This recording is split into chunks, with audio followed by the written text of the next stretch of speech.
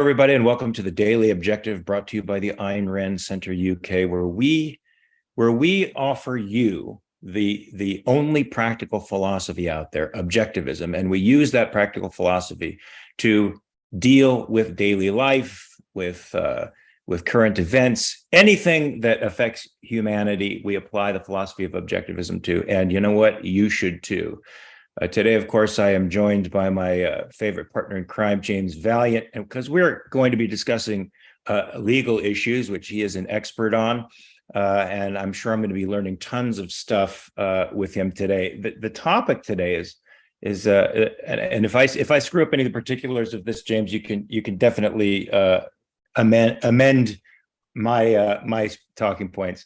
Apparently, the Republicans are trying to make it more difficult to amend the Constitution of Ohio by changing the percent for the amendment from 50 to 60%. Now, they're doing this because they're afraid that liberals and the left will pass into the Constitution a freedom of abortion act, and they want to avoid this as much as possible by making this procedural change to the way the government works. They were unsuccessful at doing it, but we're going to unpack whether or not such an idea is right. And as James and I were discussing before this even came on, there's a couple of dimensions to this that we can unpack. First and foremost, James, how are you? Let's unpack this issue, man. What's up? I'm doing great. And this is a very, very interesting issue. Constitutional law is one of my particular interests.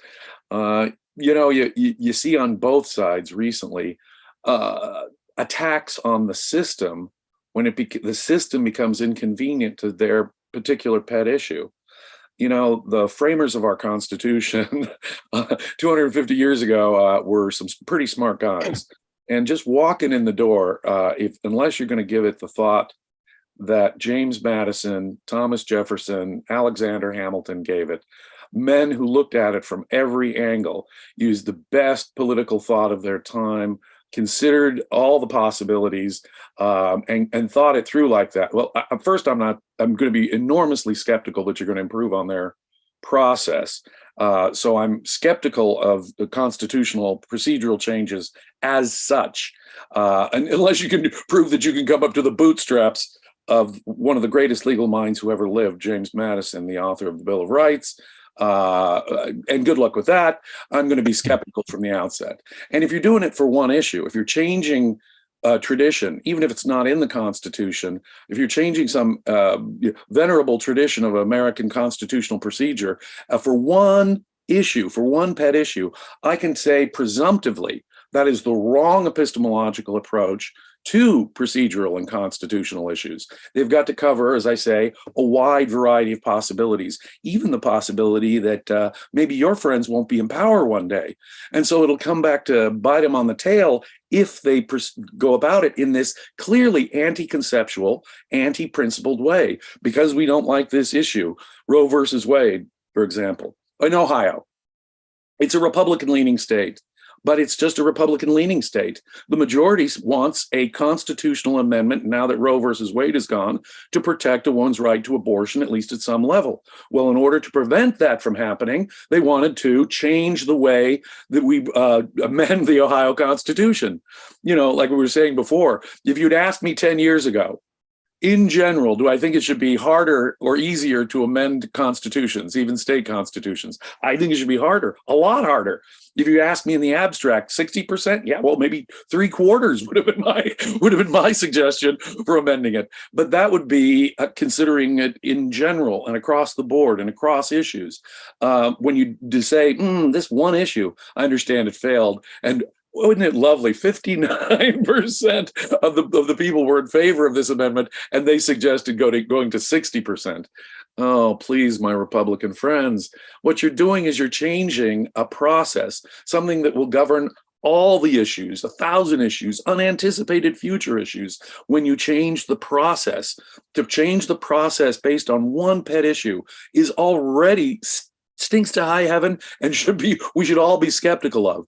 And the Democrats do the same thing, of course. Several years ago, you would recall that when Obama became president and he had the Senate on his side, the Senate changed the filibuster rule. Now, it's not in the Constitution, but it was more than a 150-year-old tradition in the Senate. They changed the filibuster rule just for judicial nominees, and just for judicial nominees below the Supreme Court level, so that it would be easier for Obama to get through his judicial nominees without any debate or argument from, those pesky people in the other party. Well, when the Republicans took the Senate, they said, oh, great idea. Let's include Supreme Court justices. They don't have, the other side can't filibuster those nominations either. Well, guess who the next president-elected is? Trump. And when he has a Republican Senate, whew, like a hot knife through butter, Trump's Supreme Court nominees slide through, and there's nothing the Democrats can do about it.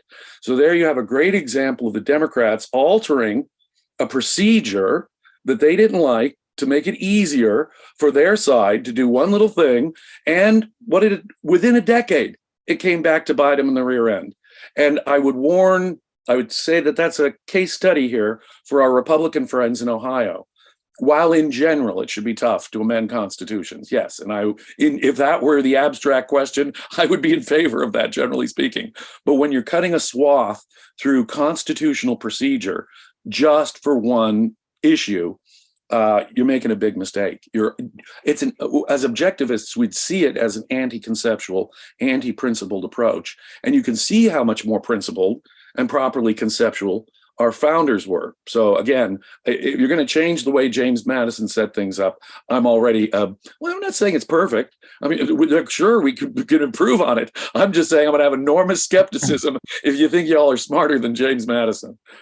Like back in the 50s and the 60s, Ayn Rand already noticed the disintegration of the political process, the disintegration of principles within the political process, and the reduction of pretty much every aspect of the ideology to the range of the moment thinking. And we're seeing that here, where people are changing procedure and policy simply to meet the expediency of the moment. They're not thinking long-term at all. They're just thinking about winning in the moment.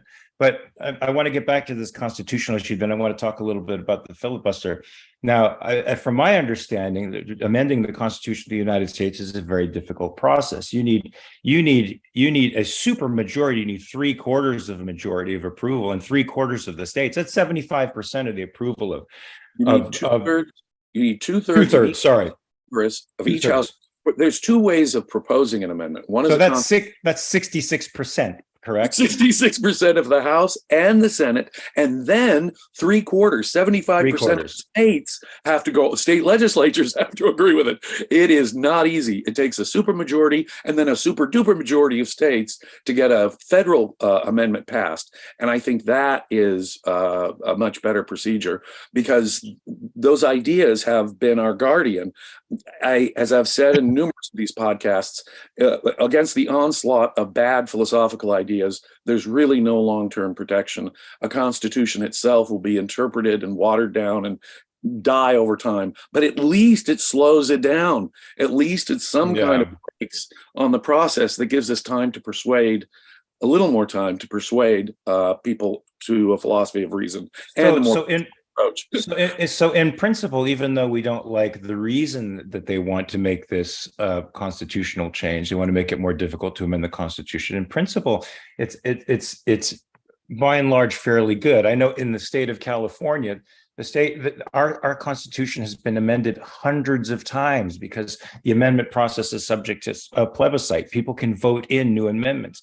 So effectively, that's no Constitution at all. If the people can just simply vote on a whim to change something, it's not a principled document. It's not a compact between the state and us at all. So this seems. 50% is a pretty low bar. I think I like that 66% thing. I think 2/3 does represent the will of the majority tempered by our representatives. So it's and further tempered by these processes are tempering the will of the majority at the same time that they're allowing it to pass.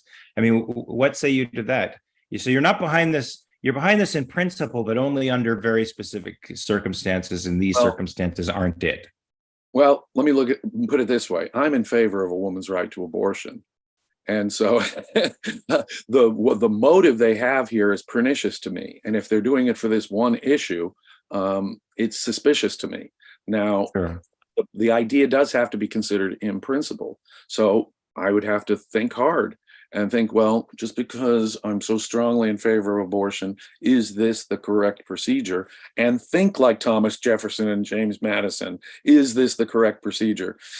At the end of the day, I might vote for that greater majority, but I'll tell you, every instinct in my body right now would tell me, no, you guys are trying to mess with it for this one issue. And just on that basis, I oppose it. And let's get abortion in first. And now let's discuss, now that we've got that one issue behind us, now let's discuss how we amend the Ohio Constitution. You're absolutely right.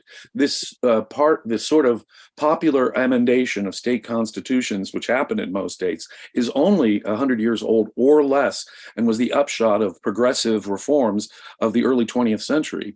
They came in with things like the popular election of senators and so forth. But the framers of our Constitution were not, what they wanted was a real consensus, even when just laws are passed, much less constitutional amendments occur. And that's why, I mean, they could have just had a House of Representatives, right? Elected every 2 years, popularly elected, boom, they make laws. No, they wanted to have all kinds of breaks and slowdowns. The Senate, the president can veto, and that requires a 2/3. And no. They really wanted it to be not just the whim of the moment majority. They wanted it to be the consensus and the sustained consensus over a period of time, which makes a lot of sense to me. So it sounds undemocratic, but there are all kinds of undemocratic aspects to the American constitutional system, and they're some of our best features. They're like the Bill of Rights. Congress shall make no law. And they're just cutting off a whole swath of things the government simply cannot do, regardless of the size of their majority. Do you know that, Mark, there's even a provision in the Constitution that puts something in the Constitution outside the power of amendment? There's something no amendment can change in our Constitution, and that's the representation to 2 senators per state in the Senate. Representation in the Senate cannot be altered by constitutional amendment. Wow. When you read that, you realize how much the framers were skeptical of raw democracy. Well, thank God, because the radical democratists today are doing everything in their power to democratize everything, right? And that's pretty scary, which I don't know if this brings me to the filibuster, but I wanted to talk about the filibuster a little bit. Now, it seems to me that was, even though it wasn't established in the Constitution, it was more tradition. It seems to be an effective tool of the minority to stave off, majority whim. Is that true or false? What would you say the use of the filibuster has been, even though it's been used to terrible effect sometimes. by the minority? It's also been used to stave off some pretty awful stuff as well. So what can you say about the filibuster? Why do we need it? Well, let's look at the Senate itself. The Senate is a big, giant, undemocratic institution. It gives New York State, for example, just as many representatives as Rhode Island. Wyoming has, members in the House are apportioned by population. Wyoming, at last I checked, has 1 congressperson at large and 2 senators. So the Senate is an extraordinarily undemocratic thing. So think about that. And the Electoral College, the votes that each state gets are based upon not the number of members of the House they have, plus the Senate. So it's weighted. Our elections for president are weighted in an undemocratic way. So when you look at the Senate, and then when they created the initial rules, and Thomas Jefferson was the chief initial architect as vice president under John Adams. The vice president is the president of the Senate under the Constitution. And he basically created the original rules for the Senate. And the thought there was everything should be done in theory by unanimous consent. Only when you don't have unanimous consent do you open it up for a debate and investigation and so forth. And then they would build in things like the filibuster.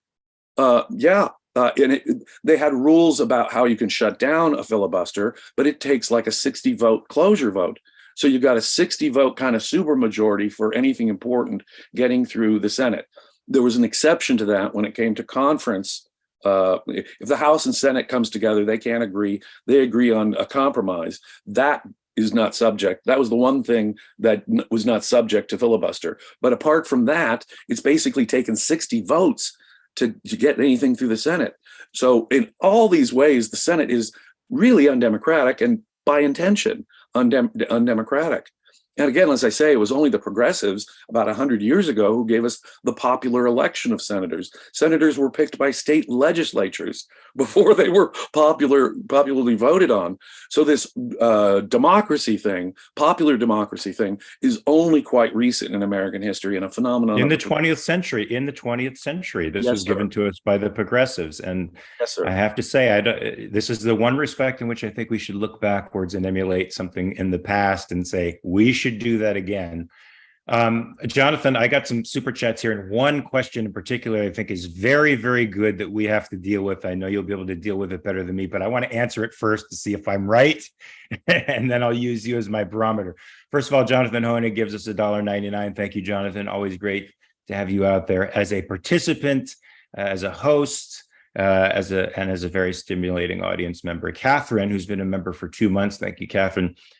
Isn't the Constitution supposed to be a living document so changes could be made? Yes or no? Now, yes, changes are supposed to be able to be made to it. That's why we have the amendment process, but it is not a living document. It is a contract. It is a compact. It can be altered, but not in principle. Now, that's my take on it. What say you, James Valliant? Why even write the damn Constitution if those words aren't meant to be taken seriously and at face value for what they are for all time? Yes, they are carving it in stone, ladies and gentlemen.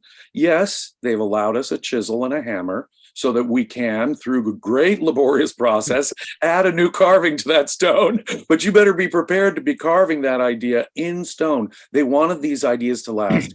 America has had the longest continuous operating constitution in modern history. You can go back a millennia and look at the governments of the world. America has had the most stable constitutional system out there in modern times. That is a good thing, in my view. Yes, why would you create a constitutional amendment process if it could be reinterpreted at will at any time?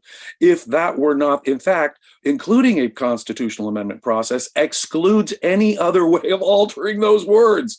By including that process, they're saying that's the only way to change this, the only way to change the way we interpret it, the meaning of this, the literal face value of what we're saying. Now, there is a sort of key code in the Constitution, the 9th and 10th Amendments, that sort of tell us how to read the Constitution. When we're discussing rights, the Constitution speaks in big, broad, abstract language that covers all kinds of stuff that the framers knew they couldn't anticipate. Their own ignorance was being accounted for there, as is the 9th Amendment. They didn't want the idea of liberty to be restricted, and they knew they couldn't think of everything in advance. So they wanted to anticipate the unknown. They wanted to take into account their own ignorance. So read liberty, read rights expansively, rights only in the liberty sense, mind you. Read the powers, and the 10th Amendment tells us how to read the powers and the procedures. Read the powers that we grant to the federal government narrowly. That is in fact the key code. So to the extent there's any validity to this living constitution idea, it's simply the idea that the framers anticipated that the scope of individual liberty was much broader than they had anticipated, but the powers that they granted the government and the procedures by which that government must use that power must be narrowly interpreted and very strictly forever, ever taken down to the gnat's eyelash. If the president's term of office ends on noon on the 20th day of January every 4 years, it's noon on the 20th day of January. You wouldn't put that detail, and every single word in the Constitution must be given meaning. There's another thing our Supreme Court has completely forgotten. Every single word. But I have questions with respect to this because this is very interesting. First of all, Catherine writes back with another $1.99. Thank you guys for clearing that up. Yes, thank you. Now, of course, there are enumerated powers that are granted to the federal government, and they're not supposed to go beyond those enumerated powers. And yet Hamilton won the argument in the end with implied powers. Right now, I mean, this is probably a vast historical question that opens up a huge pit for us to get lost into, and we only have about 3-4 minutes left. How do we deal with this issue? Because I'm an enumerated powers guy. I don't think the federal government should have any more than the powers that are given to it.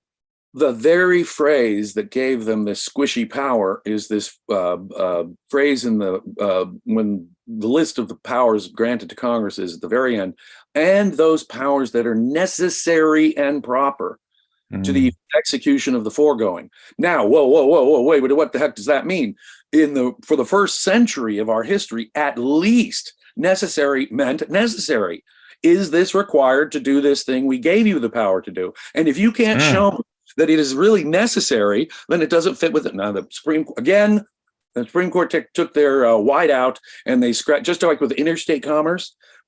Congress can regulate commerce. Boom, get rid of that little pesky word interstate. They got rid of that pesky word necessary, so that anything that's sort of proper and gets us in that general direction is good enough under the necessary. So again, it's the Supreme Court sort of scratching out with their magic marker words from the Constitution that have proved inconvenient. Now, did a lot of this happen under Roosevelt? A lot of it began before under Roosevelt. Like our progressive friends were making a big headway in the Supreme Court even before Roosevelt. Roosevelt, though, really aggressive when he put Frankfurter and those guys on the Supreme Court in the late 30s and early 40s. That dramatically accelerated the move. And then threatened to do what the left is threatening to do today, which is pack the Supreme Court, and that intimidated them into accepting They had to contort the Constitution to incorporate the New Deal. And one last thought: if I could amend the Constitution and change the way the framers did something, I would change one thing. Put the number of members of the Supreme Court write that in stone, 9 members, period, and make it so that they can't change the number by law, which they can do, of the number of justices on the Supreme Court. I would take that out of the power of Congress so that they can't play any political games with the Supreme Court itself. So why is the number 9 the magic number? Well, there isn't really a magic number. It would have to be odd, so you don't end up with ties.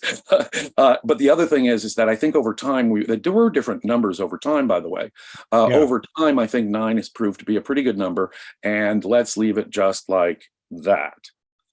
I could agree with that for sure.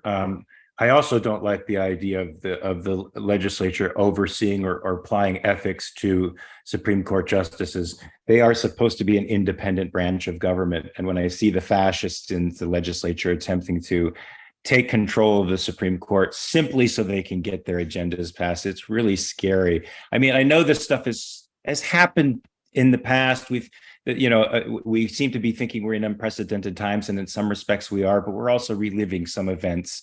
But it's the advance of technology, I think, is progressing these events at an exponential rate that it would have taken a long time before. Now it's happening very quickly, and so we have to be on our guard. My brother, as the power of government grows, these procedural issues, each of these procedural issues become more and more tenuous because they will cut a path through these procedures to get to it. The more life and death control the government has over us, over the economy, over our private lives, the more crucial it becomes to get these procedural issues done our way so we can get this issue through. Look, these procedural issues wouldn't be near so important if the scope and power of government were down to what it should be. In fact, what Madison and Jefferson and Hamilton originally thought it was going to be. If our government were back to that in its scope and size, these procedural issues wouldn't be so intense. Was Hamilton lying in all of his Federalist Papers just to get the Constitution passed? Because he really wasn't on board with Madison. He really wasn't on board with a federalist system and a Republican way of doing government. He wanted a strong executive, a really powerful executive. He argued for a strong executive. He argued against having a Bill of Rights in there. But his arguments are interesting, and it is a compared to what thing. And we're going to need to do a whole I can see, Mr. Pellegrino, that you and I need to do a whole daily objective just on the Federalists and Anti-Federalists and how the Constitution came to be. That is a really worthwhile thing to have, especially in light of the current arguments over the Supreme Court, filibuster, and things like that. Absolutely. Absolutely. Hamilton was a genius, and we can't take that away from him. But we do have to discuss all of this stuff, because I think we need clarity. But we have to start wrapping up here, James. So I'm gonna announce the upcoming shows at 6 p.m. UK time. The reality show on what should we do about refugees. All important. Are you joining us for this, James? Or you're going to be? Alas, I cannot join today, but it sounds fascinating. Gosh, I think it's going to be a good one at 10 p.m. UK time. Life on Earth with Robert Nasir and special guest Dr. Robert Garmong on free market medicine in China. Woo! Okay, that sounds like a very interesting phenomenon. We have one last super chat here. Ashley shrugged, $1.99. Hey, Mark, great hanging out with you this weekend. I did a Memento Con in Pittsburgh over the weekend. Ashley, it was great seeing you as usual. You crack me up, girl. So, folks, I think James has educated me on the nature of the Constitution and the way things should go. I hope he's educated you on our unique objectivist perspective with respect to issues like this. And so, look, if you like this stuff, hit that subscribe button, all right? Be a member. Get this content every day, because it's the type of content that can change the world. I'm not just tooting our own horns. I think this is really the philosophy that can turn things around. So, James, it's been great chatting with you once again. All you always, folks my brother. Yes, and you folks out there, please remember to check your premises. Peace.